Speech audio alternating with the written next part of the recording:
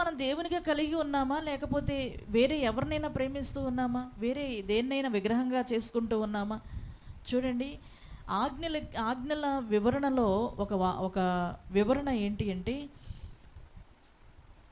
నీవు ప్రత్యక్షంగా వెళ్ళి ఒక బొమ్మనే మొక్కవలసిన అవసరం లేదు.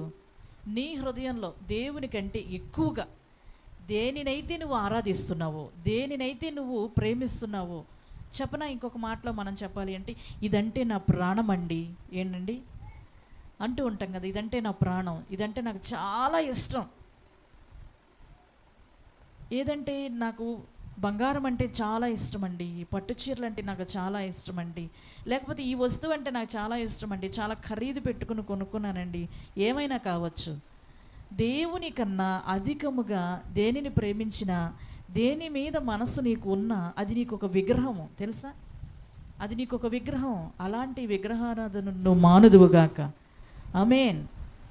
చూడండి, దేవునికి వ్యతిరేకమైనది ఏది నీలో ఉండకూడదు. Praise the lord. ఉదాహరణకు నేను చెప్పాను, ఆయన తప్ప వేరొక దేవుడు మనకు ఉండకూడదు.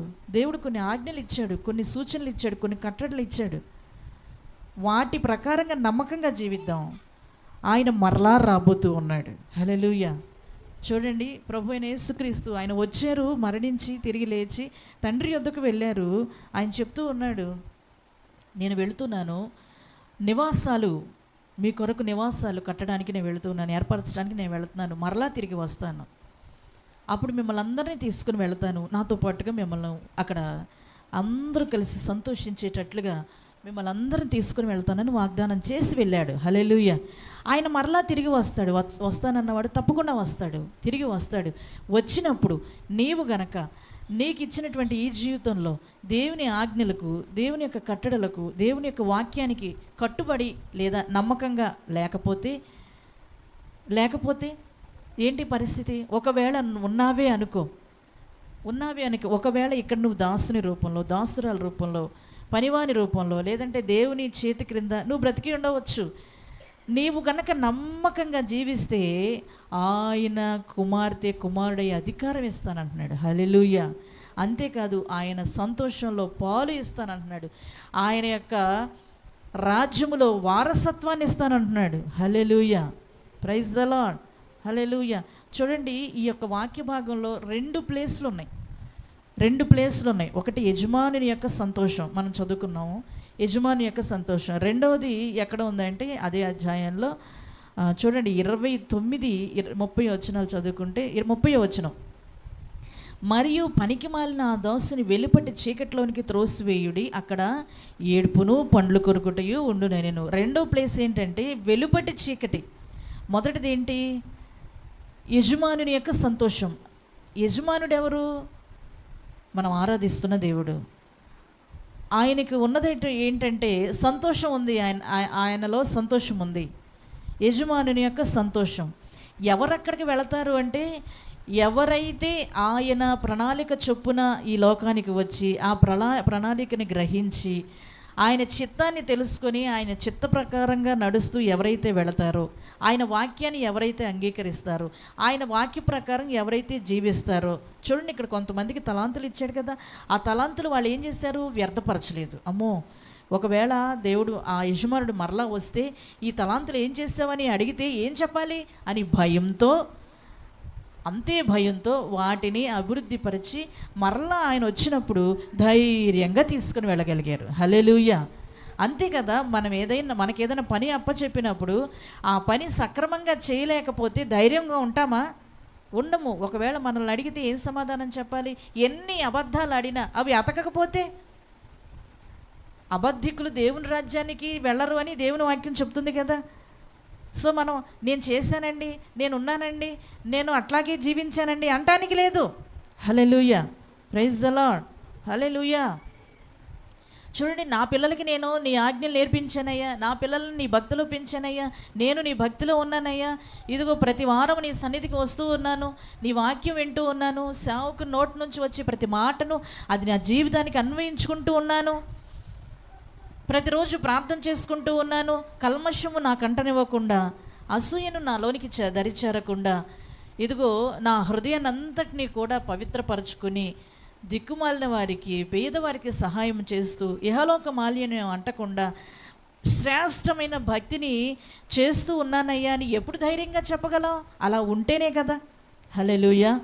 నా నోటి వెంట పనికి మాలిన మాటలు రాకుండా, నా నోటిని నేను శుద్ధీకరించుకుంటూ, బుద్ధిహీనమైన మాటలు నేను మాట్లాడకుండా, ఇదిగో నా కంటితో వ్యర్థమైన చూపులు నేను చూడకుండా, వ్యర్థమైన వాటిని ఏవి కూడా నేను ఆశించకుండా నా హృదయాన్ని పవిత్రపరుచుకుని ఉన్నానయ్యా అని ఎప్పుడు చెప్తాం? అలా ఉన్నప్పుడే కదా. Praise the lord. వ్యర్థమైన పనులు నేను చేయకుండా నా చేతులను ఆపుకున్నాను, పాపులు ప్రేరేపించగా నేను ఒప్పుకోలేదయ్యా అని ఎప్పుడు చెప్పగలవు? అలా చేయకుండా ఉన్నప్పుడే కదా. Praise the Lord. హల్లెలూయా. పాదములు త్వరితంగా పరిగెత్తుకుంటూ వెళ్ళిపోయి నిరపరాధుల్ని చంపకుండా నా చేతులు నేను ఆపుకున్నానని ఎప్పుడు చెప్పగలవు? అలా జీవించినప్పుడే కదా.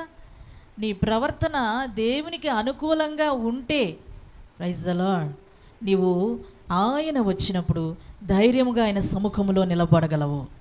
హల్లెలూయా.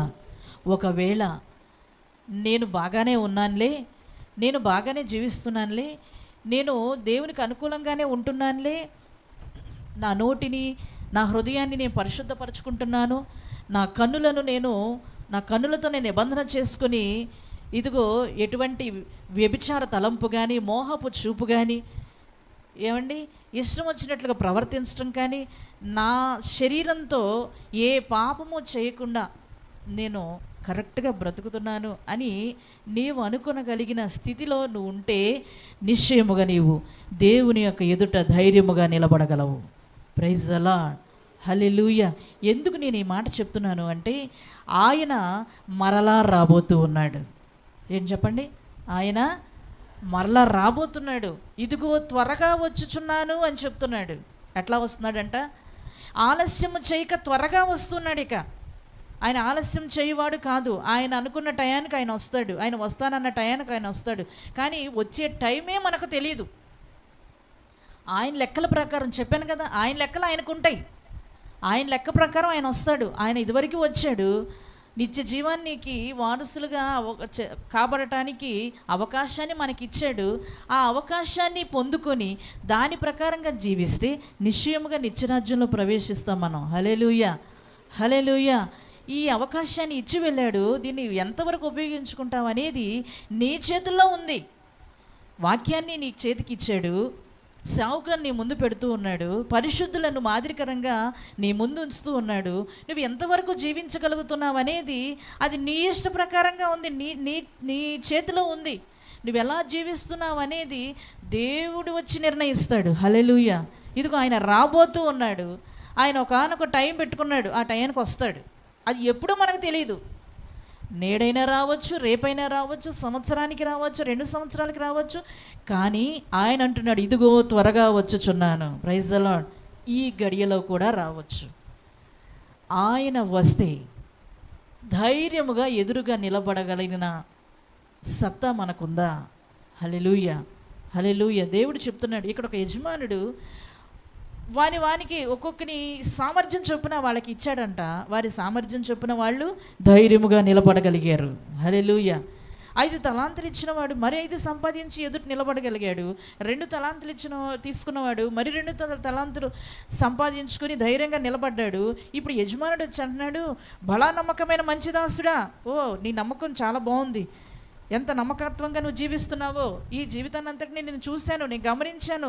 సో ఇప్పుడు నువ్వేం చేయాలి అంటే, నీకు ఒక ఆధిక్యతను ఇస్తున్నాను. అదేమిటంటే, ఈ కొంచెంలో నమ్మకంగా ఉన్నావు కదా, ఇదిగో ఈ నమ్మకత్వము నిన్ను రాటుదేలేటట్టు చేసింది. శ్రమల్లో కూడా నువ్వు పడిపోలేదు కదా. ఇదిగో నీకు ఎన్ని శ్రమలు వచ్చినా, నిందలు వచ్చినా, వేదనలు వచ్చినా, పక్కంటో నిన్ను తిట్టినా సరే ప్రతి మాట పలకకుండా నువ్వు జీవించావే. నీ జీవితాన్ని నేను చూశాను నేను. ఇదిగో ఎన్ని అనారోగ్యాలు వచ్చినా, బలహీనతలు వచ్చినా దేవుడు ఎక్కడ ఉన్నాడు అని నువ్వు పలకలేదు కదా. ఇదిగో యోబులాగా నువ్వు జీవించావు కదా, దావీదు వల్ల దేవుని స్తుతించావు కదా.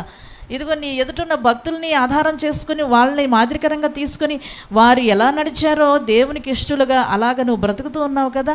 ఆ జీవితాన్ని నేను చూశాను గనుక నా సంతోషంలో నువ్వు పాలు పంపులు పొందటానికి అర్హుడివి, అర్హురాలివి అని చెప్పగలిగే రోజు ఒకటి ఉంది. హల్లెలూయా.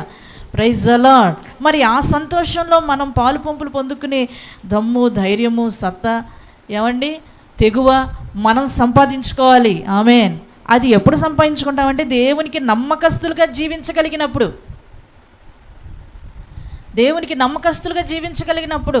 ఆ నమ్మకత్వం అనేది లేకపోతే ఇదిగో రెండో ప్లేస్ ఉంది. ఏంటది? వెలుపటి చీకటి. ఏంటంటే అది చెప్పండి అందరూ. వెలుపటి చీకటి. అది వెలుపుల ఉంది, ఎక్కడో లేదు, వెలుపుల ఉంది. తలుపు బయట ఉంది, ఎంత దూరంలో లేదు, అది బయటే ఉంది. ఒక్క నెట్టుడైతే నెడితే వెళ్ళిపోయి ఎక్కడ పడతాం? వెలుపటి చీకట్లో. అక్కడేముందంట? ఏడుపును పండ్లు కొరుకుటయు ఉంది. అది కటిక చీకటి. ఆ చీకట్లో ఏడవటం తప్ప సంతోషం లేదు. కానీ యజమాని యొక్క సంతోషంలో ఉంది సంతోషము, ఆనందము, సంతృప్తి, సమృద్ధి అన్నీ ఉన్నాయి. అది పరలోక విందు. అక్కడ నిత్యము విందు, ఆనందము, సంతోషము, నిత్యము పరిశుద్ధుడు పరిశుద్ధుడు అని గాన ప్రతిగానాలు, ఆరాధనలు, అంతా సంతోషమే, ఆకలేదు, దప్పిక లేదు. కానీ ఇక్కడేముంది? ఏడుపు, పండ్లు కొరుకుట. ఏడుపు ఎందుకొరకని ఎందుకు ఏడుస్తామండి? ఏడుపు ఎందుకు ఏడుస్తాం? లేదనే ఏడుపు, ఎదుటి మనకు ఉందనే ఏడుపు, మనకు లేదనే ఏడుపు, బలహీనతనే ఏడుపు, ఏమండి ఆరోగ్యం లేదనే ఏడుపు, రకరకాలైన ఏడుపులు. అవునా కదా? ఏడుపుల్లో రకాలు, చాలా రకాలు. దుఃఖములో రకములు. ఆకలి అవుతుందని ఏడుపు, బట్టలు లేవని ఏడుపు, వస్తువులు లేవని ఏడుపు, ఇల్లు లేదని ఏడుపు, వాకిల్ లేదని ఏడుపు, వాహనాలు లేవని ఏడుపు, ఏది లేకపోయినా ఏడుపు. అక్కడ ఏమీ ఉండవు, అందుకే ఏడుపు ఉంది అక్కడ. అక్కడ ఏమీ లేవని పండ్లు కొరుకుట. అయ్యో వాక్యం వినపడినప్పుడే నేను లోబడినట్టుకుంటే ఈ పరిస్థితి నాకు వచ్చేది కాదని అక్కడ అనుకుంటే సుఖమే ఉంది. వాక్యం నీకు వినబడుతూ ఉండగానే, వాక్యం నీ యొద్దకు చేరుతూ ఉండగానే దాన్ని అంగీకరించగలిగితే, దాని ప్రకారంగా జీవించగలిగితే యజమాని సంతోషంలో నువ్వు పాలు పంపులు పొందుతావు. హల్లెలూయా. యజమాని యొక్క ఆనందంలో నువ్వు నిత్యము ఉంటావు. Praise the Lord. హల్లెలూయా. ఈ యజమానుడు దేశాంతరం వెళ్ళుకుంటే, ఇలాగే దేశాంతరం ఇంకొక ఆయన కూడా వెళ్ళాడు. అక్కడ ఏం చేశాడు అంటే 21లో మనం చూసినట్లయితే 21లో 33వ వచనం నుంచి, మరి ఒక ఉపమానం వినుడి. ఇంటి యజమానుడు ఒకడు ఉండెను. అతడు ద్రాక్ష తోట నాటించి దాని చుట్టూ కంచె వేయించి అందులో ద్రాక్షల తొట్టి తొలిపించి ఏం చేశాడు? గోపురం కట్టించి కాపులకు దాని గుత్తనిచ్చి దేశాంతరం పోయాను. ఈ యజమానుడు కూడా దేశాంతరం వెళ్ళాడు. ఏం చేసి వెళ్ళాడు అంటే ఒక తోట నాటించాడు. ఆ తోటలో ద్రాక్ష తోట నాటించాడు. కొంతమంది వ్యక్తుల్ని కాపలా కాయండి అని చెప్పేసి పెట్టి వెళ్ళాడు. కాపలాదారులు ఎంత నమ్మకంగా ఉండాలండి?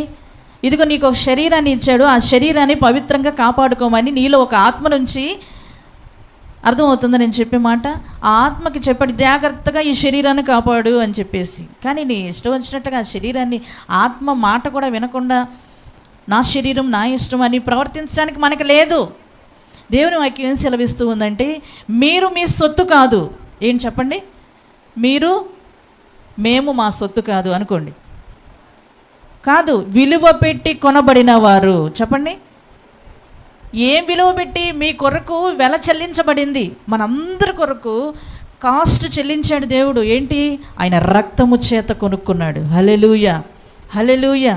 ఒకవేళ నీవు నీ జీవితంలో నీ శరీరాన్ని నువ్వు పాడు చేస్తున్నావు అనుకో, నీ కళ్ళను పాడు చేసుకుంటున్నావు అనుకో, నీ కాళ్ళను పాడు చేసుకుంటున్నావు అనుకో, నీ హృదయాన్ని పాడు చేసుకుంటున్నావు అనుకో, దేవుని యొక్క రక్తాన్ని విలువ లేకుండా చేసినట్లు. ఏం చేసినట్లు? రక్తం పెట్టి. ఒక వ్యక్తి ఎవరైనా సరే మన కొరకు రక్తము చెల్లించే వాళ్ళు ఎవరైనా ఉన్నారా? యేసయ్య తప్ప ఎవరు లేరు. నీకోసం ప్రాణం ఇస్తానన్న వాళ్ళు కూడా మనకు ఆపద వస్తే ఫోన్ కూడా లిఫ్ట్ చేసే పరిస్థితి ఉండదు. ఎన్నిసార్లు ఫోన్ చేసినా ఫోన్ కూడా లిఫ్ట్ చేయరు. కానీ పరలోకపు తండ్రి మన కొరకు దిగి వచ్చి రక్తాన్ని కార్చి చెల్లించి విలువ చెల్లించి వెళ్ళాడే, ఆయన మరలా తిరిగి వస్తాడు. ఈ శరీరాన్ని నువ్వు ఎలా కాపాడుకున్నావు? నీ ఆత్మను నువ్వు ఎలా కాపాడుకున్నావు? నీ ప్రాణాన్ని నువ్వు ఎలా కాపాడుకున్నావు? లెక్క అడిగే రోజుంది. ఏమడిగే రోజుంది? ప్రతి దానికి లెక్క అడుగుతాడు. నువ్వేం చూసావు? నువ్వేం మాట్లాడావు? నీ హృదయంలో నువ్వేం ఆలోచిస్తున్నావు? నీ మాటలతో ఏం పాపం చేస్తావు? ప్రతిదానికి లెక్క అడిగే రోజు ఒకటి ఉంది. పాట ఉంది, చూస్తున్నాడమ్మా చెల్లి చూస్తున్నాడమ్మా, నీవు చేసే పనులన్నీ చూస్తున్నాడమ్మా, అడుగుతాడమ్మా లెక్క అడుగుతాడమ్మా. ఆ తర్వాత ఏంటో ఉంది, ప్రతిదానికి లెక్క అడుగుతాడు. హల్లెలూయా. నువ్వు లెక్క కొంచెం తక్కువగా కనపడితే బెల్షస్సరు జీవితానికి లెక్క రాసినట్టుగా ఆయన లెక్క రాసేస్తాడు. తక్కువ వాళ్ళగా కనపడకూడదు. మనం అనుకుంటాం నాకేం తక్కువ అండి, వాళ్ళకన్నా నాకేం తక్కువ. ఈ లోకంలో నీకు తక్కువ ఉండొచ్చు, ఎక్కువ ఉండొచ్చు, కానీ భక్తిలో నువ్వు ఎప్పుడు ఎక్కువ దానిలాగే ఉండాలి. హల్లెలూయా. దేవుని యెడల భయభక్తులు కలిగే విషయంలో ఎప్పుడు ఒక అడుగు ముందే ఉండాలి. Praise the Lord. హల్లెలూయా. భక్తిలో లోతుగా వేరుపారాలి. ఇహలోక మాలిన్యం అంటకుండా నీ భక్తిని నువ్వు కాపాడుకోవాలి. అప్పుడు దేవుడు ఏం చేస్తాడు తెలుసా? నీ యందు సంతోషించి నీకు ఆయన సంతోషంలో పాలు ఇస్తాడు. హల్లెలూయా. ఆయన సంతోషంలోనే పాలు పంపులు పొందటం అంటే అది గొప్ప సంగతి, ఆశ్చర్యకరమైన సంగతి, అంతేకాదు ధన్యకరమైన సంగతి. హల్లెలూయా. ఇప్పుడు ఈ యజమానుడు కూడా కాపలాదారులను పెట్టి వెళితే వాళ్ళు ఏం చేశారో తెలుసా? ఇదిగో వెలుపటి చీకట్లోని కింద ఒక ఆయన వెళ్ళాడే, ఆయన గురించి చెప్పలేదు. ఆయన ఏం చేశాడో తెలుసా? ఒక తలాంతు ఇస్తే ఆ తలాంతుని తీసుకొని వెళ్ళి భూమిలో పాతి పెట్టాడంట. ఈ 5 తలాంతులు తీసుకున్న వాళ్ళు, 2 తలాంతులు తీసుకున్న వాళ్ళు పిచ్చోళ్ళై వ్యాపారం చేశారా? పిచ్చోళ్ళై మరి 5 తలాంతులు సంపాదించారా? పిచ్చోళ్ళై మరి 2 తలాంతులు సంపాదించారా? వారికి పని పాట లేకుండా ఈ వ్యాపారం చేశారా? ఈ ఒక్క తలాంతు తీసుకున్నవాడు అతి తెలివి చూడండి. కొంతమంది చాలా అతి తెలివిగా ఉంటారు కదా. అతి తెలివిగా ఉండి ఆ తలాంతుని తీసుకెళ్ళి భూమిలో పాతిపెట్టి, ఇదిగో ఆయనకు వస్తే కష్టపడేదేమో నేనా, సంపాదిస్తే తీసుకునేదేమో ఆయన, నేను ఎందుకు సంపాదించాలి అని తీసుకెళ్ళి భూమిలో పాతిపెట్టాడంట. ఆ తలాంతు నీది కాదు కదా, అది ఎవరిచ్చింది? యజమానుడు ఇచ్చింది కదా. ఆ సొమ్ము ఎవరిది? యజమానిది కదా. మరి దానికి లెక్కపు చెప్పాల్సిన బాధ్యత కూడా ఉంది కదా. అటువంటప్పుడు దాన్ని ఏం చేయాలి? నువ్వు జాగ్రత్తగా కాపాడాలి కదా. తీసుకెళ్ళి భూమిలో పాతి పెడతావు, నీకు వచ్చే జీతం ఏంటో తెలుసా? వెలుపడి చీకట్లోనికి. 2 వ్యక్తులేమో నమ్మకంగా ఉన్నారు, ఒక వ్యక్తి చాలా అపనమ్మకస్తుగా ఉన్నాడు. వీళ్ళిద్దరికీ దొరికినటువంటి ప్లేస్లు మనం చూసాం కదా. ఒక ఇద్దరేమో దేవుని యొక్క సంతోషంలోనికి వెళ్ళారు, ఒక వ్యక్తి అక్కడికి వెళ్ళాడు వెలుపటి చీకట్లోనికి. అక్కడికి వెళ్ళి ఏడుస్తా కూర్చున్నాడు. ఎక్కడ కూడా ఒక మీ యజమాని ఏం చేస్తాడంటే ఒక తోట నాటించి కాపలాదారులను పెడితే కొంతమంది ఒక సమయం అయిన తర్వాత ఆ తోట ఎదిగి ఫలాలు వచ్చే టయానికి ఆ ఫలాలను కోసుకురామని కొంతమంది మనుషులను పంపిస్తే ఇంతవరకు కాసింది మేమా, ఆ తోటను పెంచింది మేమా, ఫలాలు వచ్చేసరికి వస్తున్నాడు అని చెప్పేసి ఆ మనుషుల్ని చంపేశారంట. మరలా కొంతమందిని పంపిస్తే వారిని చంపేశారు, రాళ్లతో కొట్టి చంపారు. ఈసారి యజమానుడు అనుకుని నా కుమారుడిని పంపిస్తే వారు సన్మానిస్తారు కదా, అదంతా ఉంది అక్కడ 21వ అధ్యాయంలో. నా కుమారుడిని పంపిస్తే సన్మానిస్తారనుకుని ఆ కుమారుడిని పంపిస్తే ఆ కుమారుడిని కూడా చంపేశారంట. ఇప్పుడు వారికి ఏం చేయాలి మీరు చెప్పండి? తీర్పు. తోట ఎవరిది? ఆ ఫలాలు అనుభవించవలసినది ఎవరు? ఒకవేళ నీవే కాసుండొచ్చు, నీవే భద్రత చేస్తుండొచ్చు, దానికి జీతం నీకు లభిస్తుంది కదా. దాన్ని ఆక్రమించుకోవడానికి నీకు ఏ అధికారం లేదు కదా. దేవుడు నీకు ఏ బాధ్యత అప్పచెప్పాడో దానిలో నమ్మకంగా ఉండు. హల్లెలూయా. ఇది నాది, నేను సంపాదించుకున్నాను, ఇది నాదే అని అనటానికి లేదు. నీవెవరివి? విలువ పెట్టి కొనబడిన వ్యక్తివి. మరలా చెప్పండి, విలువ పెట్టి కొనబడిన వ్యక్తులం మనం. Praise the lord. దేని మీద మనకు అధికారం లేదు. ఆయన ఇచ్చినటువంటి దానిని నమ్మకంగా కాపాడటమే మన బాధ్యత. నీకేమి ఇచ్చాడు దేవుడు? ఆస్తిని ఇచ్చాడా? దాన్ని కాపాడుకో దేవునికి నమ్మకంగా. దానిలో భాగం ఇచ్చి దేవునికి నమ్మకస్తులుగా ఉండు. పిల్లల్ని ఇచ్చాడా? దేవుని భయభక్తుల్లో పెంచు. దేవుని భయభక్తుల్లో పెంచి దేవునికి నమ్మకంగా జీవించు. నీ పిల్లలను బట్టి నిన్ను దీవిస్తాడు ఆయన. హల్లెలూయా. ఒకవేళ నీకు ఏదన్నా స్వాస్థ్యాన్ని ఇచ్చాడా, లేకపోతే ఏదైనా పనిని అప్పగించాడా, దేవుని మందిరంలో ఏదైనా పని అప్పగించాడా, దానిలో నమ్మకంగా జీవించు, నమ్మకంగా పంచి. దాక్కోమాకు, దొంగతనంగా ఉండమాకు, ఏమండి అబద్ధపు మాట్లాడమాకు. ప్రతిదానికి లెక్క వేసే దేవుడు మరలా వస్తాడు. హల్లెలూయా. ఆయన సింహాసనం వేసుకొని కూర్చుంటాడు. ఆ సింహాసనం ఎదుట నిలవలేం మనము. దేవునికి నమ్మకస్తులుగా ఉందుముగాక. Praise the Lord. హల్లెలూయా. చూడండి, ఈ కాపు కాసే వీళ్ళు ఏం చేశారో తెలుసా? అసలు వచ్చిన వాళ్ళందరినీ చంపుకుంటూ కూర్చున్నారు. ఇది మాది అనుకున్నారు. ఎంత దారుణం అండి. ఆ యజమానుడు వచ్చి ఏం చేస్తాడు తెలుసా? ఆ తోటలోంచి వాళ్ళని వెళ్ళగొట్టాడా? తప్పకుండా వెళ్ళగొడతాడు. వెళ్ళగొట్టి తన తోటని హస్తగతం చేసుకుంటాడు. హల్లెలూయా, హల్లెలూయా. ఇంకొక ఉదాహరణ చెప్తాను. 18వ అధ్యాయంలో ఉంది. ఒక యజమానుడు ఒక ఆయనకి 3600 తలాంతులు అప్పుకి, అక్కడ చూస్తే 18వ అధ్యాయంలో, నేను త్వరగా చెప్తాను చూడండి. 23వ వచనం నుంచి చూస్తే, కావున పరలోక రాజ్యము తన దాసుల యొక్క లెక్క చూచుకుని కోరిన ఒక రాజును పోలి ఉన్నది. అతడు లెక్క చూచుకొని మొదలుపెట్టినప్పుడు అతనికి 10,000 తలాంతులు అచ్చి ఉన్న ఒకడు అతని యొద్దకు వచ్చాను. 10,000 తలాంతులు ఒక ఆయన అప్పున్నాడంట ఆ యజమానికి. ఇదన్నీ పరలోక రాజ్యం గురించి ఉపమానాలండి ఇవన్నీ. పరలోక రాజ్యం అసలు ఏంటి, అదేంటి, దానిలో ఎవరు ప్రవేశిస్తారు, ఎలా ఉంటే ఆ రాజ్యానికి వెళతారు, ఒకవేళ ఎలా ఉంటే వెలుపటి చీకట్లోనికి వెళతారు అనే దానికి ఉపమానాలుగా చెప్పుకుంటూ వచ్చాడు యేసయ్య. హల్లెలూయా. ఇప్పుడు ఒక యజమానికి 10,000 తలాంతులు అప్పుగా ఉన్నాడంట ఒక ఆయన. చూడండి, 10 తలాంతు ఒకదానికి అక్కడ 3వ ఫుట్ నోట్ వేస్తుంది. 3వదేనా 2వది? ఒక తలాంతు వచ్చి ఎంత అంట చెప్పండి? 3,600. 10,000 తలాంతులు అంటే ఎంత చెప్పండి? ఇంటూ 10,000 లేదంటే ఇంటూ 3,600, 36 లక్షలు, అంతేనా? ఈ 4 సున్నాలు తీసుకొచ్చి అడి పెట్టండి, అంతే. ఎంత అయింది? పెట్టలేదా? 3,60,00,000. 3,60,00,000. ఈ 3,60,00,000 అప్పట్లో ఎంత ఎక్కువ అండి, అవునా కాదా? ఇప్పటికే ఎక్కువ, అసలు ఇప్పటికే ఎక్కువ. 1,00,00,000 రూపాయలు ఎవరికి ఉన్నాయి చూడండి, ఇప్పటికే ఎక్కువ. అప్పటికి ఇంకా ఎక్కువ. అంత అప్పు కలిగి ఒక యజమానుని దగ్గరగా అంత అప్పు కలిగి ఉంటే, ఆ యజమానుడు నా బాకీ తీర్చమని వచ్చాడంట. నా బాకీ తీర్చు, ఎంత?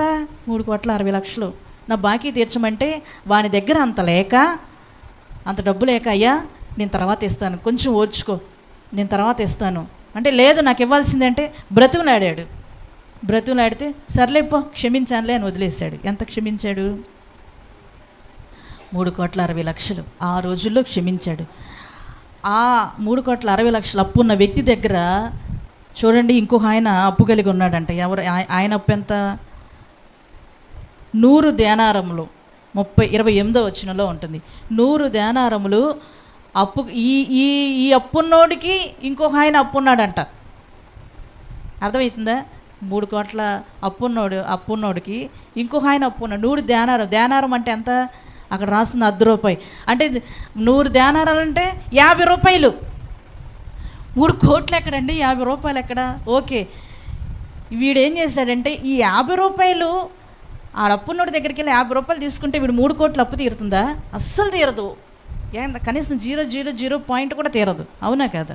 కానీ వాడి దగ్గరికి వెళ్ళి వీడు ఏం చేశాడో తెలిసి, వీడికి క్షమించబడ్డాడు కదా. ఇన్ని కోట్ల అప్పున్నా సరే క్షమించబడిన ఇతను వెళ్ళి ఏం చేయాలి? అక్కడ క్షమించాలి. కానీ ఈయన ఏం చేశాడో తెలుసా? ఏం చేశాడంటే, అక్కడ రాస్తుంది, నేను పై చెప్తున్నాను, అతని దగ్గరికి వెళ్ళి గొంతు ఇట్లా పట్టుకున్నాడంట.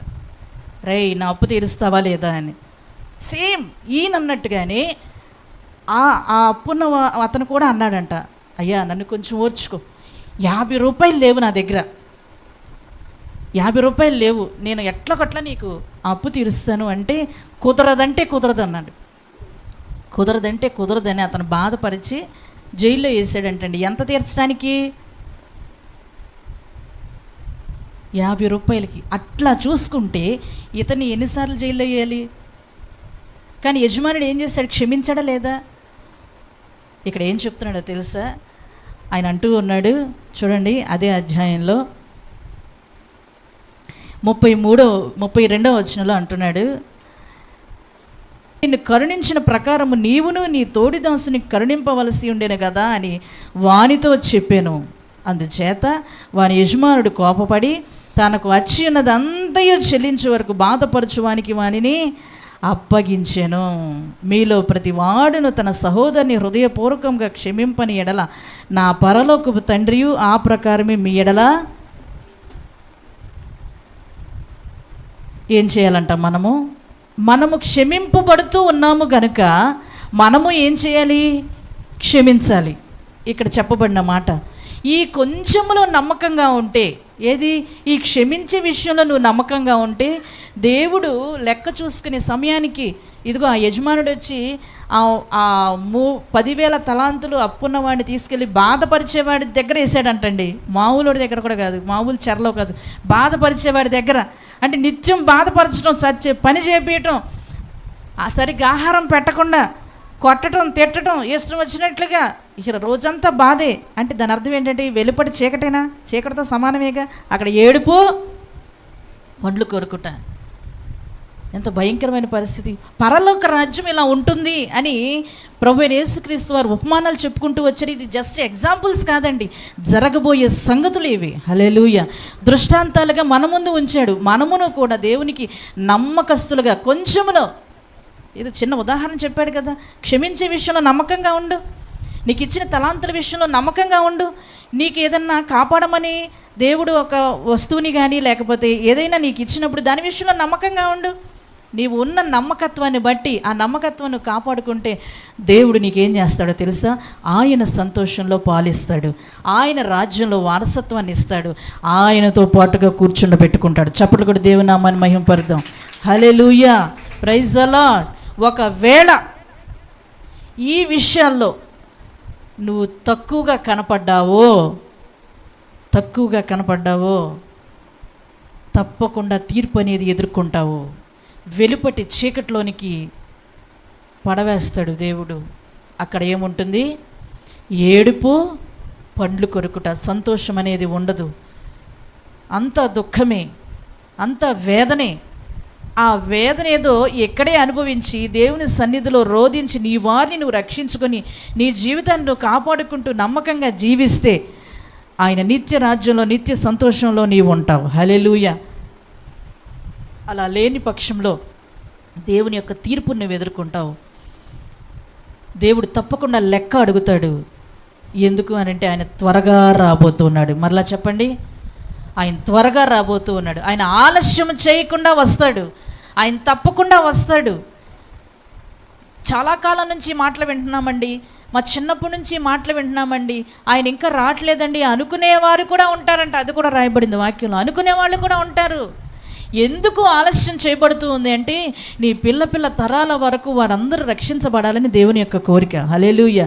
నీ ముందు ఉన్న వారందరూ రక్షించబడాలి, వారికి నీ సువార్త వినపడాలి, వారు రక్షణలోనికి నడిపించబడాలి.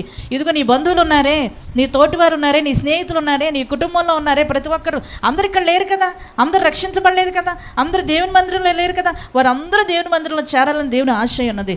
ఒకానొక సమయం వస్తుంది, తప్పకుండా ఆయన దండం పట్టుకొని వస్తాడంట దండించడానికి.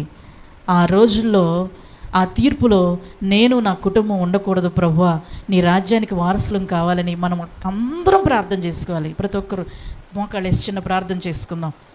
ప్రభువా, నీకు వందనాలు, స్తోత్రాలు చెల్లిస్తూ ఉన్నాం ఈ పగటి వేళ. తండ్రి, నీవు త్వరగా రాబోతూ ఉన్నావు.